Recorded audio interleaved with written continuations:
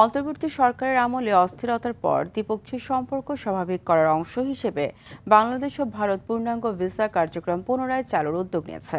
বাংলাদেশ ইতিমধ্যে সব ধরনের ক্যাটাগরিতে ভারতীয় নাগরিকদের জন্য ভিসা কার্যক্রম চালু করেছে। দীর্ঘ বিরতির পর বাংলাদেশিদের জন্য ভারতীয় ট্যুরিস্ট ভিসা কার্যক্রম আগামী 6 মে থেকে পুনরায় চালু হচ্ছে। এর ফলে ভারতীয় ভিসা প্রাপ্তিতে দীর্ঘদিনের অচল অবস্থার অবসান ঘটবে। গত মাসে বাংলাদেশের পররাষ্ট্র উপদেষ্টা খলিলুর রহমান ভারত সফরে গেলে ভিসা স্বাভাবিককরণের বিষয়টি ঢাকার পক্ষ থেকে গুরুত্ব সহকারে তুলে ধরা হয়।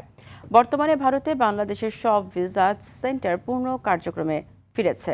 এই অবস্থায় একই ধরনের পদক্ষেপ দ্রুত নেয়ার জন্য দিল্লির প্রতি আহ্বান জানিয়েছে ঢাকা।